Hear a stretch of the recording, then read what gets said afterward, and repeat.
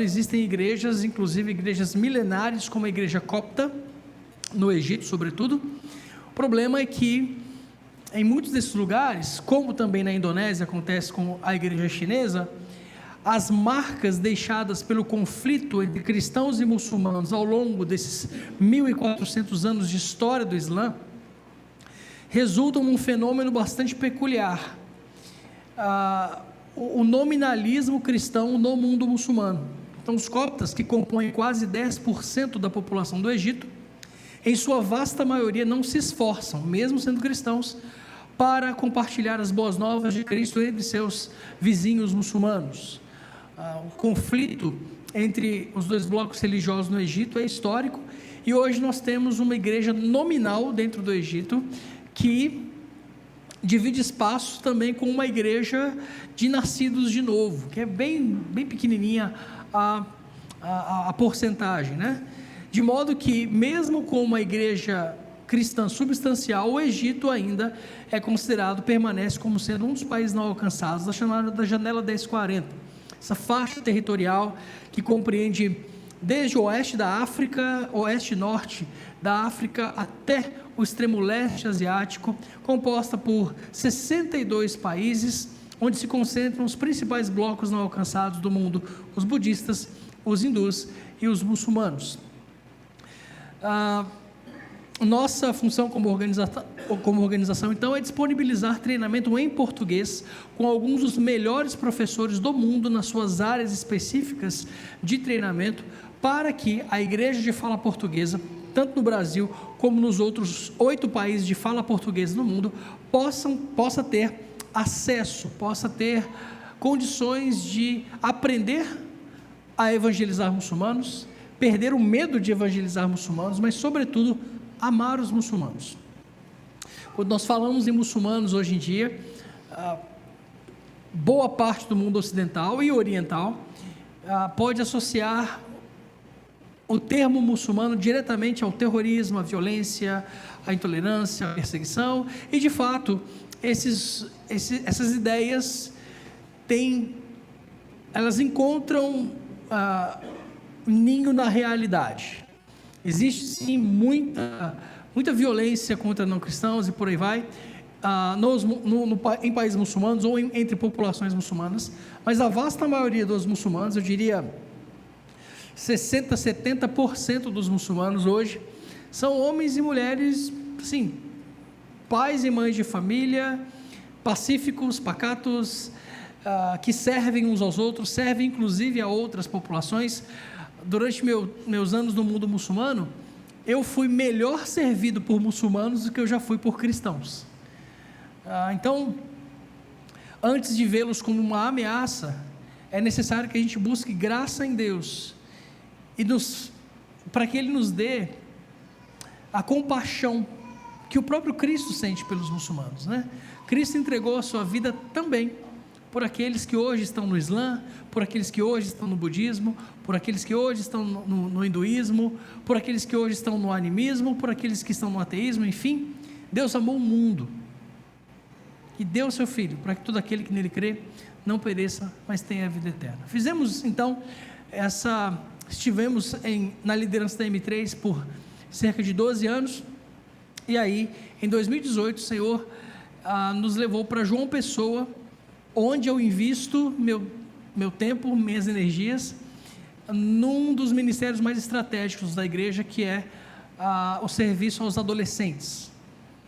Não tenho dúvidas nenhuma de que a semeadura do Evangelho e o discipulado entre as crianças e os adolescentes são, sem dúvida,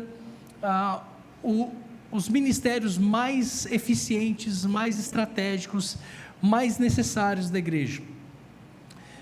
Falei aqui com um bom grupo de jovens e adolescentes, né, que esteve aqui no nosso papo às 4h30 da tarde. Tínhamos alguns adultos também, e eu destaquei a importância dessa faixa etária, de nós concentrarmos nossos esforços com maior excelência e maior afinco na evangelização e no discipulado, no preparo de crianças e adolescentes para serem testemunhas do Evangelho, mesmo em pouca idade. É assim que nós vemos no Antigo Testamento, Deus chamando para fazer parte da sua história diversas crianças e adolescentes.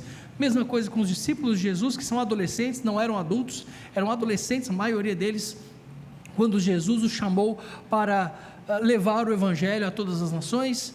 Estávamos falando especificamente de Timóteo, que tinha entre 15 e 16 anos, quando Paulo pegou para criar, para torná-lo um discípulo de Cristo, e finalmente esse, tão jovem, tornou-se o bispo de Éfeso. E ao longo de toda a história, nós vemos homens como William Carey, que aos 16 anos, ainda era trabalhava com o ofício de sapateiro. Com 16 anos, ele já era comprometido de maneira extremamente profunda com o estudo das Escrituras, com o aprendizado de línguas, com a intenção de pregar o Evangelho. Acabou sendo enviado à Índia, onde ele transformou as realidades daquele país, plantou igrejas, traduziu Bíblia, abriu empresas, fábricas de motores, transformou a realidade. É impressionante. Se você ler a biografia de William Carey, se você ler a biografia de Amy Carmichael, enfim, se você ler várias biografias missionárias, você vai perceber um padrão. É interessante, meus irmãos, que num estudo recente não, já tem alguns anos, foi percebido que cerca de 60% dos cristãos foram alcançados pelo Evangelho, entregaram sua vida a Jesus até os 14 anos de idade. Deixa eu ver como é que é essa estatística aqui. Levanta sua mão se você entregou sua vida para Jesus até os 14 anos de idade. Levanta a mão para mim, por favor. 14. 15. Pode manter a mão levantada. Todo mundo que entregou a vida para Jesus antes dos 14, levanta a mão. Antes dos 15, levanta a mão. 16, levanta a mão. 17. 18. Levanta a mão bem alto para eu ver. 19. 20. Sem abaixar a mão, dá uma olhada ao redor. Sem abaixar a mão, dá uma olhada. O que isso te diz? A maioria dessa congregação entregou a vida para Jesus antes dos 20 anos de idade, ou seja, foi evangelizada antes dos 20 anos de idade. E a maioria dos que levantaram a mão, estavam de mãos levantadas quando eu falei 14 anos de idade, a maioria. Isso diz alguma coisa para a gente. Eu cresci em igreja, entreguei minha vida para Jesus com um sermão pregado pelo meu pai numa igreja de bairro aos 4 anos de idade. Com 16 anos Deus me chamou para o ministério. E aí é uma coisa muito interessante, outro padrão. Foi feito, esse estudo se estendeu à pergunta: quando foi que você compreendeu que o Senhor estava te chamando para o ministério? Essa pergunta foi feita a pastores, missionários e obreiros. E essa estatística revela que cerca de 70% dos obreiros, pastores e missionários tiveram a compreensão do seu chamado, de sua vocação, até os 16 anos de idade. 16. Não se engane, meus irmãos. Se nós queremos manter uma igreja viva e forte para as próximas gerações, nós vamos precisar nos voltar e servir com maior excelência ainda as crianças e os adolescentes, porque as grandes revoluções na história da humanidade, sejam elas boas ou ruins, sempre começam na adolescência. Preste atenção à história, preste atenção nos seus adolescentes e esforce-se para dar o seu melhor para que essa próxima geração de discípulos seja ainda melhor do que a nossa. Essa é uma conferência missionária realizada por uma igreja que tem missionários, que sustenta missionários, que faz missões, que planta igrejas, que já sabe sobre missões. Ou seja, minha tarefa não é nada agradável nessa noite. Muito provavelmente, o que eu vou dizer aqui você já ouviu, e muito provavelmente você já pratica. No entanto, eu não venho na minha autoridade ou na minha experiência, mas na autoridade das Escrituras Sagradas. Quero sugerir a você, então, que considere comigo a seguinte possibilidade, a seguinte proposta: que a missão não é um acidente e não é algo que a igreja faz meramente. O que eu quero dizer com isso? Que a missão que devemos empreender, a missão que nos foi confiada, não é um acidente, ou seja, não é uma ideia repentina que um pastor, um missionário, um teólogo, um missiólogo teve, Não é uma atividade na qual a gente resolve se engajar por conveniência, ou porque a gente não está fazendo nada, ou porque a gente gosta da ideia.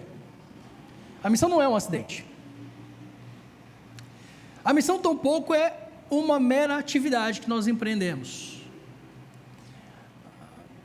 Isso é importante porque, por si só, essa afirmação vai contra a ideia herética que nós expressamos através de um conceito que, do jeito como nós usamos, é antibíblico.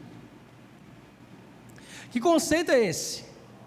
É o tal do chamado missionário. Chamado missionário, presta atenção, se segura na cadeira, não vai embora, por favor, eu vou me explicar. Mas chamado missionário, do jeito que a gente usa essa expressão, é talvez a maior heresia que a igreja moderna criou. E o que eu estou querendo dizer com isso? Quando eu falo em chamado missionário, aqui não, porque eu sei que você sabe tudo direitinho, mas em outras igrejas, quando eu falo chamado missionário, as pessoas pensam, imediatamente, numa experiência mística, num sentir no coração, em algum sinal, alguma coisa fora do normal, uma visão, uma bandeira, sei lá. Mas geralmente, o chamado missionário, de um jeito meio generalizado, é, na cabeça de muitos, uma experiência que alguns têm, e que a vasta maioria de nós não tem. E muitos desses que acham que não tem um chamado missionário, dão graças a Deus por isso. Por quê? Porque o pobre infeliz que teve um chamado missionário, tem a obrigação de passar os seus melhores dias nos piores lugares da terra, com pouco dinheiro, porque missionário bom é missionário pobre.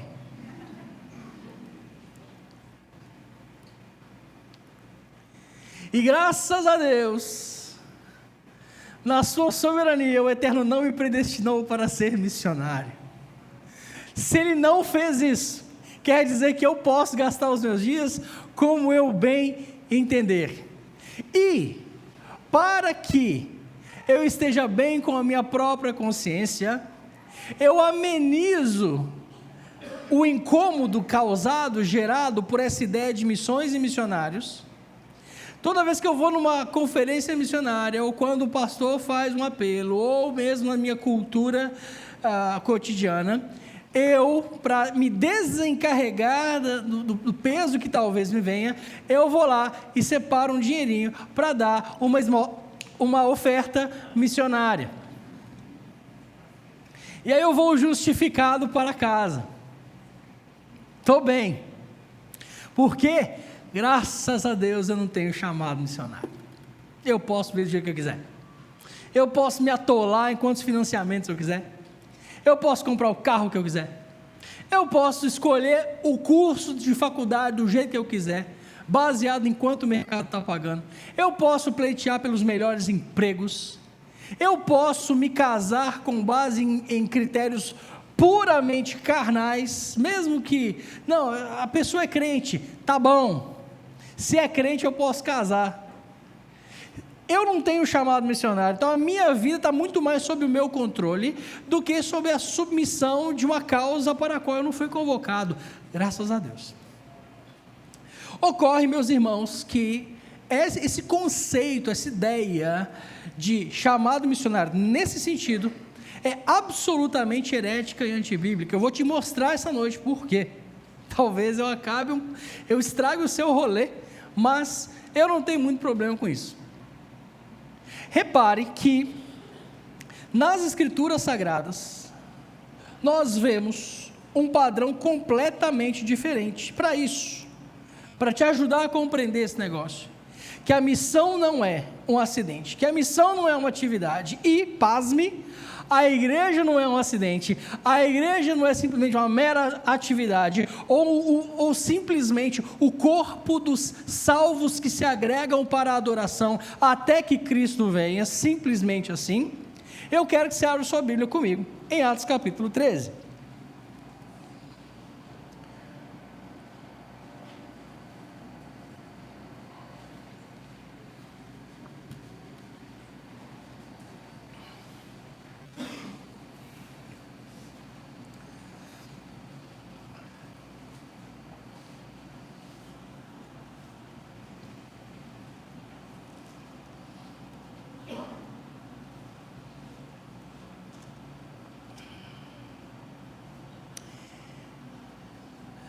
Atos capítulo 13 está acontecendo alguns anos depois do Pentecostes, narrado em Atos capítulo 2. Cronologia rapidinha de Atos: você tem Jesus dizendo para os meninos que não lhes pertencia saber o tempo e as épocas que o Pai havia determinado para o seu próprio conhecimento, referindo-se à vinda definitiva do reino. Logo em seguida ele fala: mas vocês receberão poder ao descer sobre vocês o Espírito Santo, e vocês vão ser minhas testemunhas em Jerusalém, Judéia e Samaria, até os confins da terra. Beleza. Em Atos 2 surge a igreja. A gente vai voltar a falar sobre isso daqui a pouquinho, mas repare que o surgimento da igreja é o resultado da ação missionária do Espírito Santo.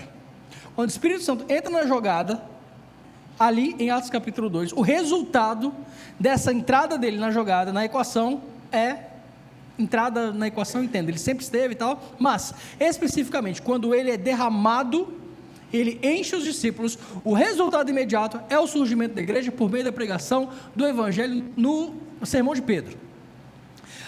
Entre Atos 3 e Atos 6, nós vemos a igreja em Jerusalém meio que tentando se organizar, porque agora eles vão ter que lidar com o fato de, sendo monoteístas, organizar a sua teologia, confessando que sim, só há um Deus, e esse Deus se manifestou em 3 pessoas completamente distintas, uma delas encarnado, chamado Jesus Cristo, o outro habitando neles, operando através deles milagres que somente Deus poderia operar, e o outro coordenando absolutamente tudo, governando o universo, enviando o Filho, enviando o Espírito. Esse é o nosso Deus, ele é triuno, e a gente vai ter que testemunhar, porque é assim que ele se revelou a nós. A igreja cresce, começam os problemas. Se você acha que a sua igreja tem problemas, dá uma olhada na igreja primitiva. A gente fala: a igreja primitiva. Cara, que igreja primitiva você está falando? Dá uma olhada. A igreja primitiva é igual a nós. Algumas eram até piores. Já leu as 2 cartas aos Coríntios? Coitado do Paulo. A igreja está com seus problemas e ela está tentando se organizar. Atos 6, você tem lá a eleição dos diáconos para que os apóstolos pudessem se dedicar à oração e às escrituras. Em Atos 7 nós vemos os diáconos, especificamente um diácono em ação, o Estevão, pregando no poder do Espírito. Final do capítulo ele é morto. Começo do capítulo 8 você vê a perseguição que faz com que os discípulos comecem a se espalhar pelas regiões da Judéia e Samaria, exatamente como Jesus tinha prometido que ia acontecer. Atos 9, Paulo se converte. Atos 10, Atos 11, é aquele rolê de Pedro pregando o evangelho para um gentio, ou para os gentios, a conversão de Cornélio. E aí em Atos 12 tem que resolver o problema, porque os caras estão se convertendo sem se circuncidar, estão recebendo o Espírito sem passarem pelos ritos de Moisés. E aí nós chegamos a Atos 13. Atos 13 começa dizendo que havia em Antioquia, leia comigo, profetas e mestres: Barnabé, Simeão por sobrenome Níger, Lúcio de Cirene, Manaém, Colasso de Herodes o tetrarca e Saulo. E servindo eles ao Senhor e jejuando, disse o Espírito Santo: separai-me agora Barnabé e Saulo para a obra que os tenho chamado. Então, jejuando e orando e impondo sobre eles as mãos, os despediram. Palavra do nosso Senhor.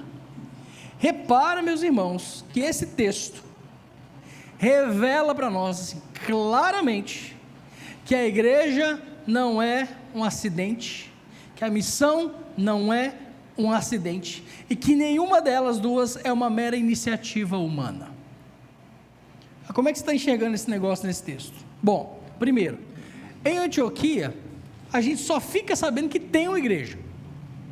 Não sabemos quem plantou a igreja de Antioquia. Tem gente que fala que foi Barnabé, tem gente que fala outros caras, a gente não sabe. O que a gente sabe é que o Barnabé vai atrás do Saulo, onde quer que o Saulo esteja, e traz o Saulo de volta para Antioquia, para servir numa igreja que tem uma peculiaridade. Ela é diferente da igreja de Jerusalém. A igreja de Jerusalém é uma igreja de judeus, e é uma igreja que, por causa da sua influência, se torna um centro de decisões político-religiosas na própria igreja. A igreja de Antioquia não. A igreja de Antioquia é formada por uma liderança no qual nós temos muito provavelmente gentios, e também é uma igreja cuja membresia é marcada por uma população gentílica. E por alguma razão, diferentemente da igreja em Jerusalém, que daqui para frente só vai ser um palco de decisões políticas, religiosas, doutrinárias, teológicas, é verdade. Atos capítulo 15, os caras estão decidindo sobre o que fazer agora com os gentios que estão sendo cheios do Espírito Santo sem se circuncidar. Aí o concílio de Jerusalém acontece, e depois você ouve menções à igreja de Jerusalém como aqueles que vão receber as ofertas por causa da fome que assolou a Judéia, e Paulo está fazendo algumas dessas coletas nas outras igrejas para levar para os pobres da Judéia. A igreja de Antioquia entra para a história do Novo Testamento com um perfil muito diferente. O perfil da igreja de Antioquia parece ser um pouco distinto das características da igreja de Jerusalém. Tem na igreja de Antioquia profetas e mestres. Na liderança da igreja de Antioquia tem esses caras: Barnabé, que devia ser um pastor muito bacana, pastor de verdade, pastor do coração, pastor de pastorear. Ele é chamado de José das Consolações, né? Você tem Simeão, por sobrenome Níger, e esse sobrenome Níger muito provavelmente indica que Simeão era um africano, ok? E provavelmente ele era negro. Em seguida você tem o Lúcio de Cirene, o Manaém, que era colega de Herodes, que foi criado com Herodes, e finalmente você tem o Saulo. Esses homens estão servindo ao Senhor e jejuando. A liderança dessa igreja está jejuando e servindo ao Senhor. A impressão que eu tenho é que a igreja de Antioquia está assim, servindo ao Senhor, mas está no meio do serviço, com os ouvidos atentos e os estômagos vazios. Eles estão jejuando para tentar entender o que Deus quer deles. E aí, nessa brecha, disse o Espírito Santo: separai-me agora Barnabé e Saulo para a obra a que os tenho chamado. Repara que é uma igreja sólida, eu acho. Você imagina você ter como professor da escola dominical um sujeito chamado Saulo. Eu acho que eu ia ser membro dessa igreja. Sou o cara pregando. Se a gente gosta do reverendo Hernandes pregando, se a gente gosta do reverendo Augusto Nicodemos pregando, se a gente gosta do Ronaldo Lidório pregando, você imagina o que é Saulo de Tarso pregando. Eu acho que era muito louco. Repara, é a liderança da igreja que está jejuando e orando, e parece que eles estão de ouvidos atentos, porque o Espírito Santo fala: separem para mim Saulo e Barnabé para a obra a que eu os tenho chamado. Irmãos, quem é o chefe dessa igreja? Dessa igreja de Antioquia? Quem é o chefe dessa igreja? Quem é que manda nessa igreja? Quem é que dá as cartas nessa igreja? Quem é que diz o que tem que fazer nessa igreja? Olha que muito louco. Essa liderança, por mais forte que ela fosse, ela sabe onde ela sabe o lugar dela. Ela parece estar jejuando e orando, esperando que o chefe não, que o dono da igreja diga o que essa igreja tem que fazer. Ele não é só dono da igreja, não. Ele é dono da liderança também. Ele é dono de todo mundo. Ele fala assim: eu quero que vocês separem, abram mão do Saulo e do Barnabé. Posso separar eles aí. Por quê? Porque eles são meus, a igreja é minha, a missão é minha, e eu tenho uma obra para eles. Só façam isso. Olha a resposta. Então, jejuando e orando, impondo sobre eles as mãos, os despediram. Por que eles fizeram isso? Porque manda quem pode, obedece quem tem juízo. Nesse caso, quem tem temor ao Deus da missão. Por que eu estou dizendo que isso aqui não é um acidente? Que a igreja não é um acidente. A igreja de Antioquia não é um acidente. Essa igreja não é um acidente. E por acidente, eu estou me referindo ao sentido que Agostinho dava à palavra acidente. Acidente, deu errado. Não. Acidente é aquilo que sai de uma rota pré-determinada, ou que é uma mera iniciativa que pode ou não acontecer, né? Nesse sentido, a igreja não é um acidente. A igreja de Antioquia não é um acidente. Ela é filha da igreja de Jerusalém, que também não é um acidente. Por quê? Eu preciso que você preste muita atenção nisso. Esse para mim é um texto assim fascinante, e que eu vou usar aqui para te ajudar a perceber que Jerusalém não é um acidente, Antioquia não é um acidente, esta igreja não é um acidente. Ela é parte de uma história, ela é parte de um enredo que está sendo escrito e encenado e executado pelo protagonista dessa história, que é o próprio Deus. Você não precisa abrir não, mas em Gênesis capítulo 28, vale a pena anotar, para depois você ler esse negócio. Gênesis 28 e Gênesis 35, tem duas histórias que me deixam abismado pela soberania do Eterno, pelo plano maravilhoso que Ele está empreendendo desde o Éden, e pelo resultado desse plano incrível. Em Gênesis 28, o que está acontecendo? Lembra, o primeiro livro da Bíblia está narrando a história do terceiro patriarca. Deus chamou Abraão para que nele fossem benditas todas as famílias da terra. Ele seria pai de uma multidão, só teve um filho, no que concernia a Deus, era Isaac, o filho da promessa. O Isaac tem dois filhos, o Esaú e o Jacó. Deus rejeita Esaú e escolhe Jacó, mas o Jacó é um velhaco, o Jacó é um trapaceiro. Você está ligado na história, não preciso te contar. Ele engana o irmão, rouba a primogenitura, ou compra a primogenitura, como você quiser. O irmão fica fulo de ódio e vai matar o Jacó. Só que o Isaac está ligado que o Esaú não vai rolar, e a Rebeca sabe, por causa do que aconteceu lá no passado, lá no nascimento, que o mais novo dominaria sobre o mais velho. Então os dois sabem que, por mais que eles queiram que o Esaú seja o primogênito, não tem jeito, parece que o favor está sobre Jacó, e o Jacó consegue roubar a primogenitura, e agora o Esaú quer matar o Jacó. O Isaac está velho, está cego, e ele fala: quer saber, filho, é você mesmo, eu não entendo, mas é você mesmo, então você vai lá, você não vai casar com gente dessa terra não, você vai casar com gente da terra da sua mãe. E aí o Isaac ministra uma bênção sobre o Jacó. No verso 3 do capítulo 28 de Gênesis, se eu não me engano é o 3, tá dizendo, o Isaac diz assim: que Deus Todo-Poderoso te abençoe para que... obrigado. Deus Todo-Poderoso te abençoe, te faça fecundo, te multiplique para que venhas a ser uma multidão de povos. Presta atenção nesse negócio. Isaac está colocando a mão sobre a cabeça de Jacó e está dizendo para ele: Deus Todo-Poderoso te abençoe, te faça fecundo, te multiplique para que venhas a ser uma multidão de povos. Essa última partícula, as últimas três palavras na tradução em português, multidão de povos, no original hebraico, é o termo kahal amin, ok? Kahal amin. Kahal é o termo hebraico para assembleia, para uma multidão, e amin é o plural de amu, que é povo. Tranquilo, uma assembleia, uma multidão de povos nesse caso. Jacó foge e começa as peregrinações dele pela terra ali.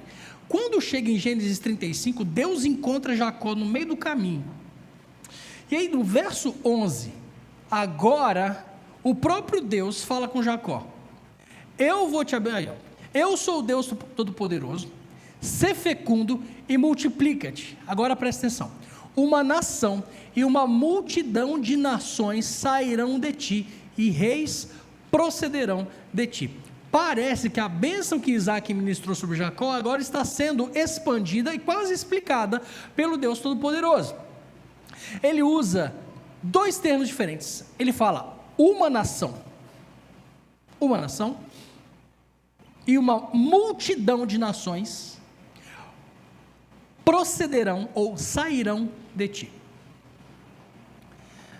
O termo multidão de nações, aí lá no original hebraico, é kahal, mesmo termo para assembleia ou multidão, só que dessa vez, em vez de o plural de amu, amin, povos, o termo usado por Deus é goim. Goim é o plural da palavra povo, com um detalhe: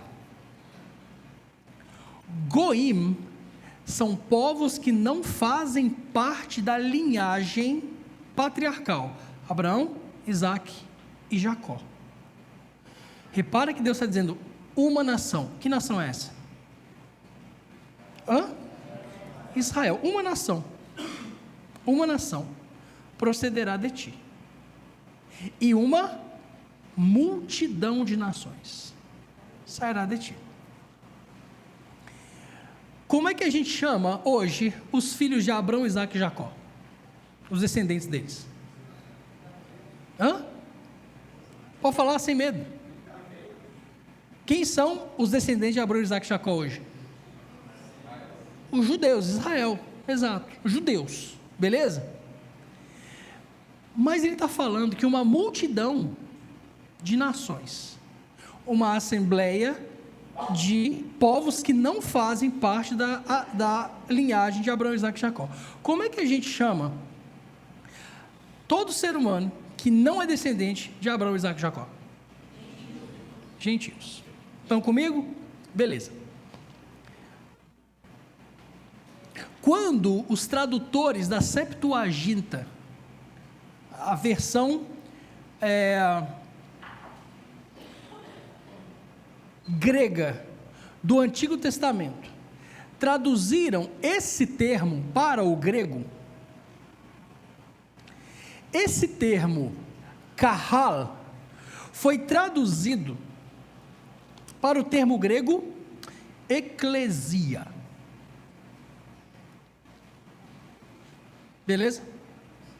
Esse termo kahal foi traduzido para eclesia, que é um termo que Jesus de Nazaré usa, dizendo que eu edificarei a minha eclesia. E o que é uma eclesia? Basicamente, é um grupo de pessoas, uma assembleia, não é um termo cristão, é um termo pré-cristão muito antigo. É uma assembleia de pessoas que são chamadas para fora de um determinado grupo maior. Essas pessoas se tornam então dotadas de autoridade por aquele que as chamou para fora, para tomarem decisões a respeito do que vai acontecer com o restante da população. Quando Jesus fala sobre portas, eu vou edificar a minha eclesia e as portas do inferno não prevalecerão sobre elas, ele não está falando de portas literais, ele não está falando, como muitos de nós às vezes se empolgam e pregam, né? Que a gente vai entrar no inferno e saquear o inferno. Não tem ninguém no inferno ainda, então fique em paz. Segundo, você não precisa chutar a porta do inferno nenhuma, fica tranquilo. O que Jesus está dizendo, quando ele fala que as portas do inferno não prevalecerão contra ela, ele está falando sobre resoluções, maquinações, planos e decisões do inferno contra a igreja. Por quê?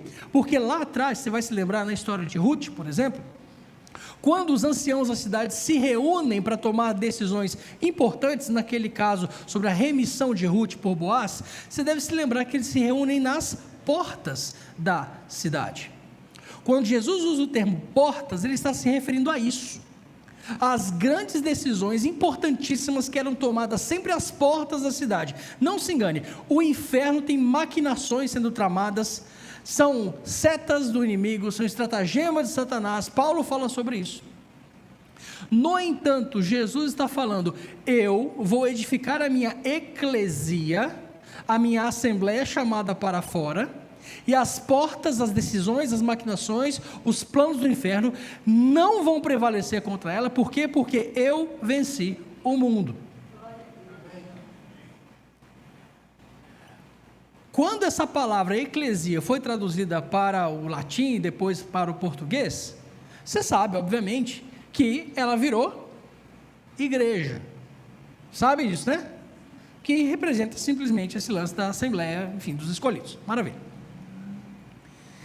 Quando você volta no texto de Gênesis 35:11, e você traduz, sem forçar o texto, você traduz literalmente, em Gênesis 35:11, Deus está falando: Jacó, de você virá uma nação, mas virá também uma multidão de nações, uma Kahal Goim, uma assembleia de povos que não são descendentes de Abraão, Isaac e Jacó, em termos mais diretos, uma igreja de gentios. Não sei se isso te assusta, mas me assombra o fato de que em 35:11 de Gênesis, primeiro livro da Bíblia, Deus esteja dizendo a Jacó que a partir dele, Deus haveria de edificar uma igreja de gentios. Por que isso me assombra? Porque 2.200 anos, 2.000 anos antes de Cristo, Deus disse a Jacó que isso aqui, essa assembleia de não-judeus existiria. Por quê? Porque ele planejou isso desde o começo. Esse trem me assombra. Essa igreja não foi plantada por um acidente, pela vontade de um homem, uma mulher, um casal, um pastor, um missionário. Essa igreja foi plantada porque Deus a planejou desde antes da fundação do mundo. A igreja não é um acidente. Essa igreja não é um acidente. Essa igreja é plano de Deus, e um Deus que está em missão esta que também não é um acidente. Eu poderia citar um monte de textos missionários do Antigo Testamento e do Novo Testamento para você, mas você já é uma igreja missionária, eu meio que não preciso, malhar em ferro frio, vocês já estão bem assentados, graças a Deus. Mas eu queria destacar para você, e talvez causar uma crise aí, em relação a como você enxerga a história, citando para você o texto de Apocalipse, capítulo 13, verso 8.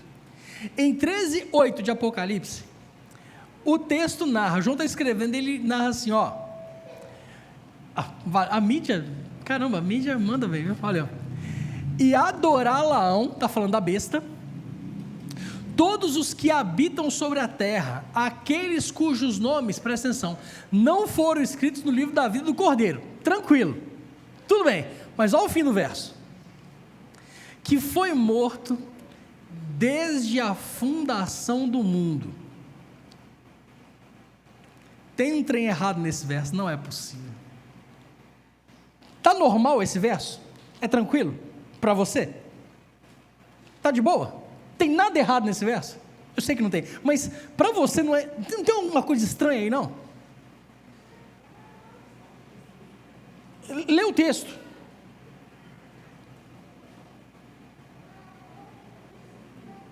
Qual o problema desse texto para você? Como é? O que estava determinado? Estava determinado? O que o texto está falando?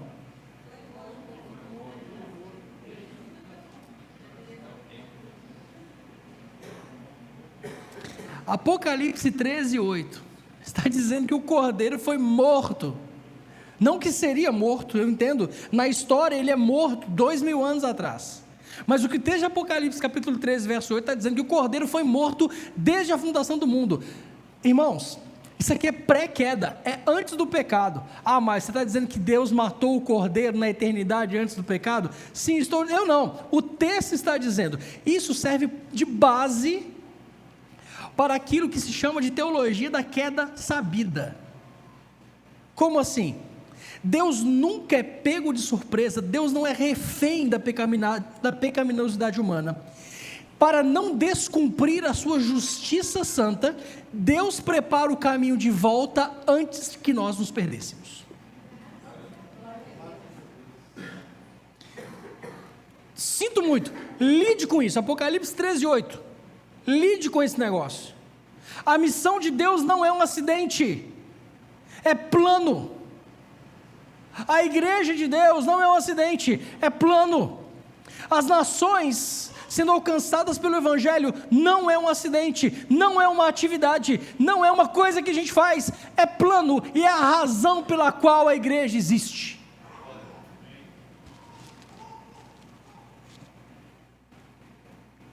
Por isso que conferência missionária é preciso, para não permitir que nós nos esqueçamos do óbvio. Tudo que eu estou falando aqui, gente, é óbvio, está escrito, de capa a capa, você viu, de Gênesis até Apocalipse. Alguém disse que se você tirar a missão da Bíblia, o que sobra é a capa, e de verdade, se você tira a história da salvação aqui de dentro, não sobra nada. A Bíblia é basicamente o diário de bordo da viagem que Deus fez, da mais alta glória às mais baixas trevas, para trazer de volta para si, por sua soberania e amor, o homem que Ele criou para a sua glória. Deus não vai atrás do homem desesperado, ai meu Deus, a criação, meu Deus, ai a criação se perdeu, o homem, o que a gente faz? Nossa, me dá uma raiva quando eu vejo crente falando assim, aí o homem se perdeu, aí Deus falou assim, o que a gente vai fazer para salvar o homem? A gente vai ter que matar alguém e tal. Aí Jesus falou assim, pode deixar, pai, que eu vou. Gente, eu tenho tanta raiva desse negócio. É tão feio, é tão ridículo. Como se Deus tivesse sido pego de surpresa. Que nu, né? O mineiro fala, nu. O que a gente faz agora? Aí Jesus fala, eu vou lá morrer por ele. Você está de brincadeira, velho. Como assim? Essa é a belíssima história do Deus que esteve em controle desde antes da criação e permanecerá em plena soberania, imperturbável domínio, depois que tudo isso aqui já tiver ido para o espaço. A gente está falando do alfa e do ômega, do princípio e do fim. Nós estamos falando do Deus que criou o tempo antes que a eternidade existisse. A gente está falando do Deus que matou o cordeiro desde a fundação do mundo. A gente está falando de um Deus que não criou por necessidade, não. Me dá uma raiva também. Deixa eu confessar aqui. Vocês são presbiterianos, vocês são calvinistas, então vocês vão entender meu desespero. Quando eu vejo crente falando que Deus criou o homem porque Ele queria filhos, porque Ele queria dividir o seu amor. O quê? Para! É como se Deus precisasse de companhia. Deus não precisa do quê? De nada. Deus é autossuficiente. Deus é feliz em si mesmo. Ele é o provedor de tudo, sem que necessite provisão de nada.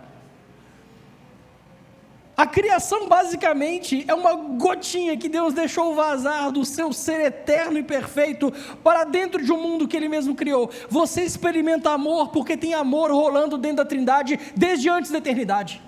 Você experimenta senso de família, os conceitos de paternidade, de maternidade, de filiação, porque é isso que está rolando dentro da Trindade desde antes da eternidade. Deus não precisa de nada exterior a si mesmo. Quão glorioso é o fato de que esse Deus, portanto, absolutamente autossuficiente, tenha decidido partir atrás de nós, vis traidores do seu amor perfeito. E é o que está acontecendo em Gênesis 3, Deus está partindo atrás de nós, o homem está fugindo de Deus, e Deus está perguntando, de onde é que você está? É Deus que empreende a sua própria missão de resgate ao homem, não por nosso mérito, mas por causa da sua infinita misericórdia. A igreja é um resultado dessa ação missionária de Deus.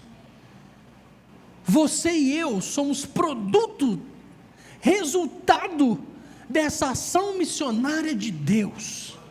E essa ação missionária de Deus é o que justifica a existência da própria igreja, enquanto instrumento dessa missão. Você e eu não fomos criados para a missão, você e eu fomos criados para a adoração. Propósito da vida humana, né? É bom que se diga, né? Qual é mesmo? Alguém pode me ajudar? Qual é o propósito da vida humana? Catecismo está na ponta da língua, gostei de ver. Glorificar a Deus e gozá-lo perpetuamente. Para isso que a gente é criado. Só tem um problema: com a queda, aqueles que foram criados para ser adoradores tornaram-se idólatras. Todos nós. Calvino bem disse: coração humano é uma fábrica de ídolos. A gente consegue transformar qualquer coisa criada num ídolo, qualquer coisa, inclusive ministério. Deus vem atrás de nós para a sua própria glória, não como refém de nós, para que nós pudéssemos voltar ao propósito original de vivermos para a sua glória. E para que isso aconteça, nós precisamos ser antes reconciliados com Deus, por meio única e exclusivamente do seu Filho Jesus Cristo.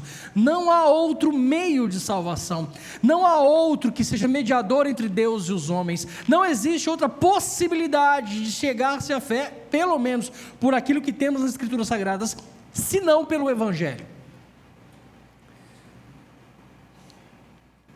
É por isso que a igreja ainda está na história, é por isso que a história ainda não acabou, porque no momento em que as nações voltarem a adorar a Deus e se deleitarem perpetuamente, a missão terá acabado. Mas até lá, meu irmão, conferência missionária tem que ser mato, igual fala lá no Nordeste. Tem essa expressão aqui? É mato? O que quer dizer? É muito, é comum. Tem que ser, tipo assim, conferência missionária, bandeiras, e o Natanael falou assim, pastor Natanael, né? Foi mal, o pastor Natanael aqui, falou para mim, as bandeiras não é por causa da conferência missionária não, é porque a igreja não pode esquecer. Exatamente, tem até uma bandeira aqui, né, Missão nas Arenas, o evangelho pregado de bota e chapéu. Ele explicou esse negócio, que coisa criativa e bacana, viu? Gente, se a missão de Deus é a razão da igreja existir, eu acho que ela deveria ser a força motriz das nossas famílias, viu? Essa é a cultura que tinha que rolar dentro das nossas famílias, em todos os ciclos existentes nesse conceito de família. Da razão pela qual você se interessou pela sua esposa e vice-versa, a razão pela qual você teve filhos. Por que você pediu filhos a Deus? Cadê como é que você chama, mano? Arthur. O Arthur me perguntou no intervalo, o que você acha de namoro entre crente e não crente? Eu falei, mano, eu não acho nada, tipo assim, não tem muito o que achar. O que a Bíblia diz sobre isso? Aí, trocamos uma ideia sobre isso, mas uma coisa importante que você tem que lembrar, é que, quando Deus dá a ordem para Adão e Eva, cresçam, multipliquem, sejam fecundos, encham a terra, o que Deus está querendo é a multiplicação de adoradores. Para quê? Para que à medida que esses caras se espalham e enchem a terra, a glória de Deus, expressada no homem e na adoração humana a Deus, cubra a terra como as águas cobrem o mar. Essa é a ideia. É você multiplicar adoradores. Como é que a gente multiplica adoradores na pré-queda? Antes da queda a gente multiplica adoradores tendo filho. Com a queda, a vasta maioria dos caras que nasceram ou nasceriam para ser adoradores, tornar-se-ão idólatras. Vão adorar outras coisas criadas e vão chamar isso de Deus. Quando Jesus nos dá a ordem de ir e fazer discípulos de todas as nações, o propósito é o mesmo da ordem de Gênesis 1:26, de crescer e multiplicar. Qual é? Multiplicar adoradores. Agora não mais por meio de ter filhos somente, mas de fazer discípulos, testemunhar do Evangelho. Por quê? Porque Deus quer culto. Deus quer que o ser humano encontre o seu real propósito, que é adorar a Deus e gozar dele eterna, perpetuamente. Isso só vai ser feito por meio da pregação do Evangelho. Casamento, segundo Paulo, é um espelho da união entre Cristo e a igreja. Se é assim, o namoro entre um crente e um não crente não faz o menor sentido. Por quê? Sabe o que acontece num casamento onde luz e trevas tentam se juntar? A interrupção do culto. Os filhos, provavelmente, sobretudo se o pai não for da luz, os filhos não serão adoradores. É altíssima probabilidade que Deus quer culto. Deus quer que todas as nações o adorem. Isso deveria ser a causa, a força motriz da nossa caminhada como família na terra. Por que você pede filhos a Deus? Para que eles sejam adoradores e para que eles possam multiplicar o número de adoradores, testemunhando do Evangelho e fazendo discípulos de todas as nações, que é a única ordem que Jesus nos deixou antes de ir embora. Como é que eu ajudo meu filho a escolher um curso de faculdade? Mesmo princípio. Deus está em missão, a igreja é produto da missão, a gente foi alcançado para conhecer Deus e torná-lo conhecido, meu filho vai ter que fazer a mesma coisa. Então, filho, vamos lá. Você não vai fazer o que eu quero que você faça, você não vai fazer o que vai me dar segurança na velhice, você não é o meu seguro de vida ou a minha fonte de renda na aposentadoria. Você é um discípulo de Cristo Jesus e, como tal, você deve submissão e adoração completas a Ele. E uma das expressões da sua adoração é a sua profissão. Então, você vai escolher um curso na faculdade baseado naquilo que Deus te deu, naquilo que Deus te confiou, naquilo para o que Deus te separou. Atos capítulo 13. E não com base no quanto o mercado está pagando. Por quê? Porque você serve a Jeová, não a Mamon. Mas pai, mãe, se você serve a Mamon a semana toda e vem servir Jeová no domingo, não dá para pedir que seu filho faça diferente. Não é assim que funciona. Está entendendo por que conferência missionária é necessária? Para relembrar a gente do óbvio, que a gente é bom esquecer. Pense.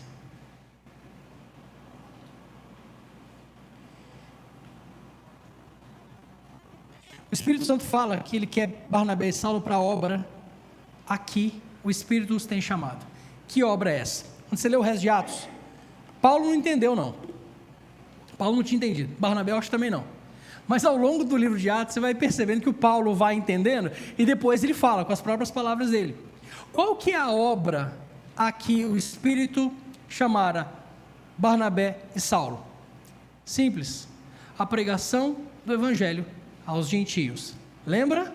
Kahal Goim, uma assembleia de povos não judeus, uma igreja de gentios.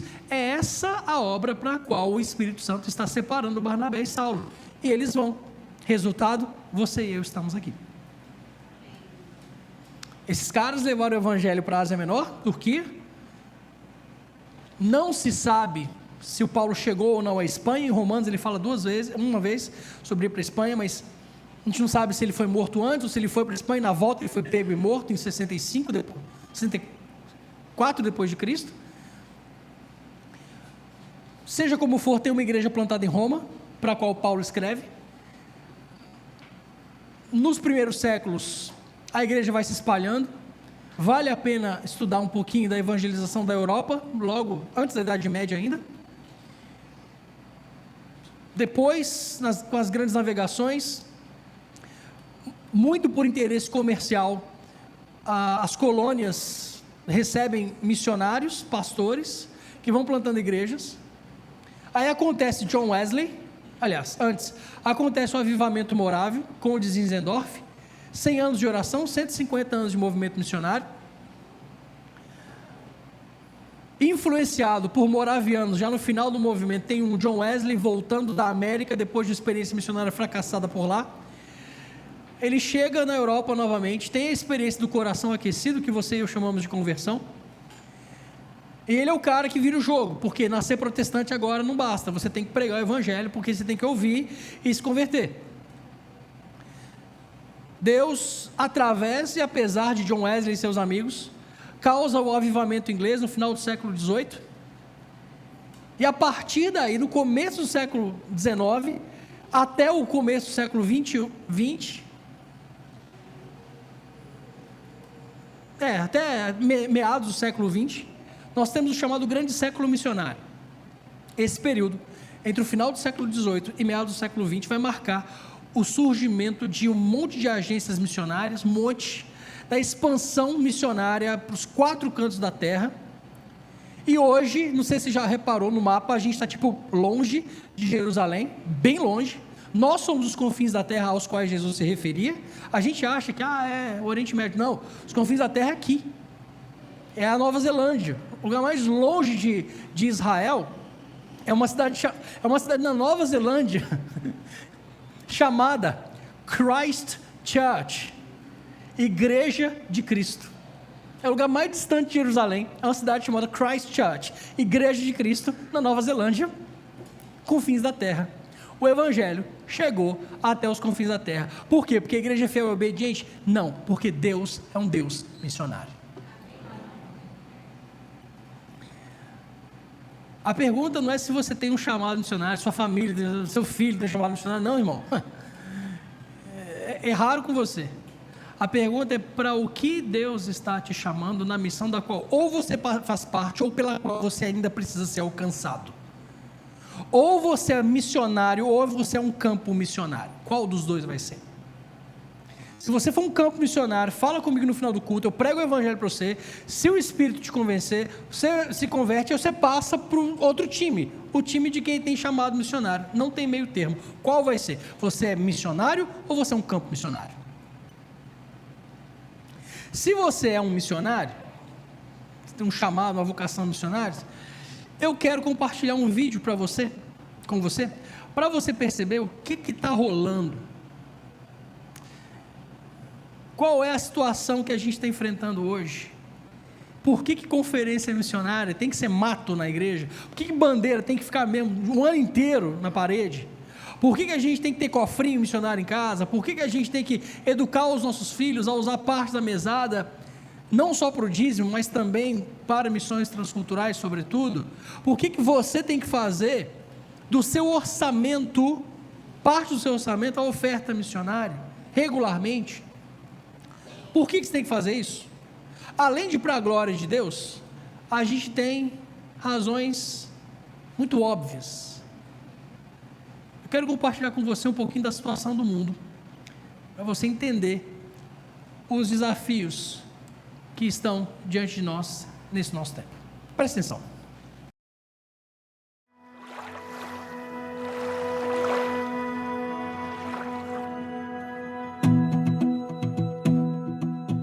Jesus nos disse há 2000 anos atrás que a nossa missão é ir e fazer discípulos de todas as nações.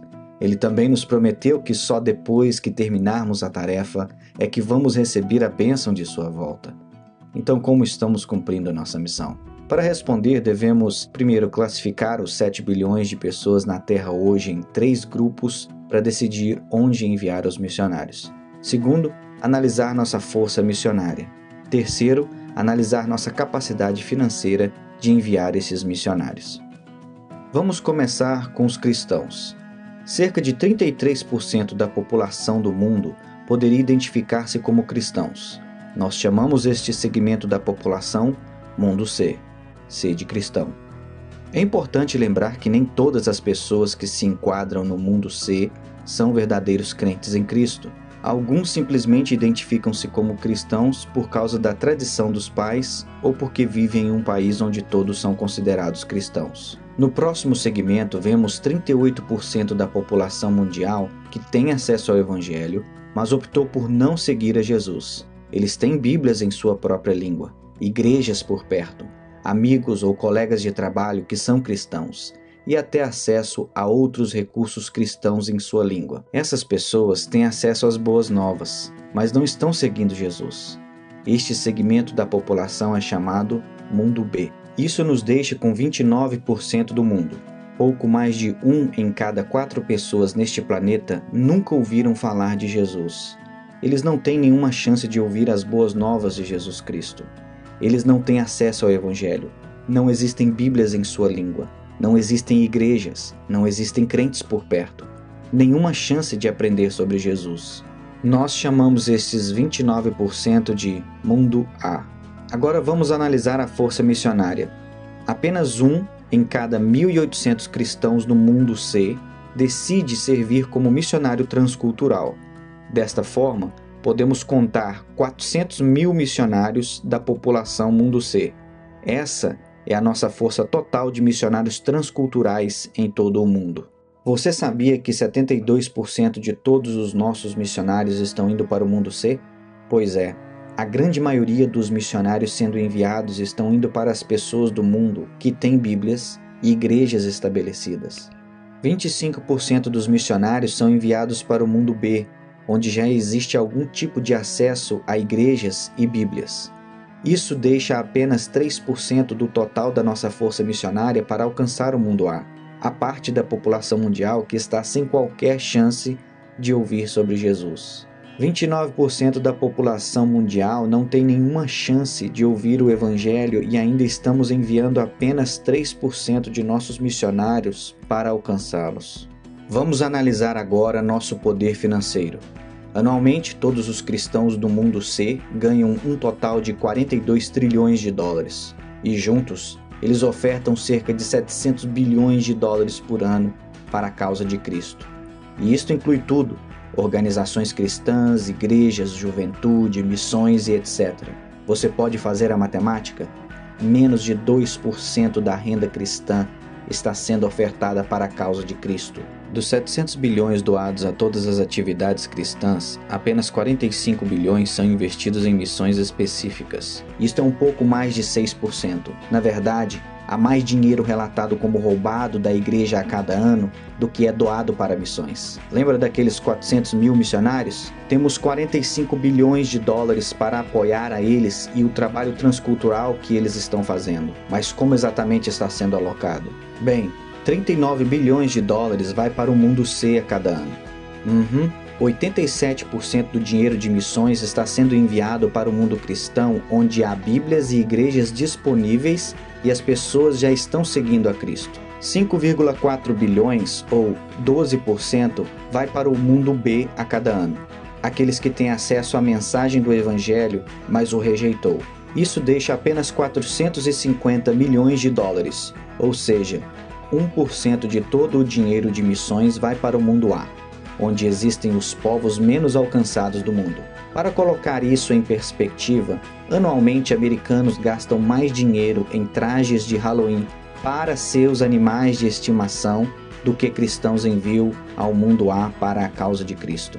Para resumir, apenas 3% da nossa força missionária, apoiada com apenas 1% de doações missionárias, está saindo para alcançar os 2 bilhões de pessoas que não têm acesso ao Evangelho. 2 bilhões de pessoas ainda estão esperando as boas novas de Jesus Cristo. Então aqui vai uma pergunta para você: o que você vai fazer para mudar isso? Estatísticas se desatualizam no momento em que elas são publicadas. Então esses números estão defasados, não há dúvida. Entretanto, proporcionalmente, pouca coisa muda tão rápido. Algo que é alarmante é pensar que 2 desses números já se atualizaram, nós temos informações muito mais precisas hoje. O vídeo diz que 2 bilhões de pessoas ainda não foram alcançadas. Hoje, nós estamos falando de 3,2 bilhões de pessoas que ainda não ouviram o nome de Jesus. 42% da população mundial permanecem não alcançados. Segunda coisa, no vídeo foi dito que no mundo C, o mundo do qual a gente faz parte, apenas 1 em cada 1.800 crentes decide ser missionário transcultural. No Brasil, essa proporção, fazendo as contas, dados oficiais aí da AMTB, segundo a AMTB, nós temos cerca de 20 mil missionários transculturais. 20 mil missionários transculturais para uma igreja que, segundo o IBGE, tem 62 milhões de crentes. Se você fizer a matemática, você vai perceber que 1 em cada 3.100 cristãos evangélicos brasileiros está partindo como missionário. Não 1 para 1.800, mas 1 em cada 3.100. Isso não é certo. Isso não é justo. Isso não é bom. E, gente, quando a gente pensa em missões, a gente pensa no missionário, vamos ajudar o missionário, beleza, tranquilo. Mas, vamos falar sério, a única fonte de missionários com a qual Deus resolveu contar é a igreja. É a gente, é nós mesmo, é você. Onde é que estão os missionários que vão ser enviados por essa igreja? Onde é que estão aqueles que vão bancar Que, perceba, parte da igreja de Antioquia fica, parte da igreja de Antioquia vai. Parte da igreja de Nova Brasília fica, parte da igreja de Nova Brasília tem que ir. E quanto mais o tempo passa, mais gente tem que sair dessa igreja. Então, se você achava que você podia reter o seu filho, que Deus está chamando para ir para os cantos mais longínquos da terra, deixa eu dizer, largue mão. Você batizou seu filho, não batizou? Nós batistas, a gente apresenta os nossos filhos. Vocês batizam os filhos de vocês.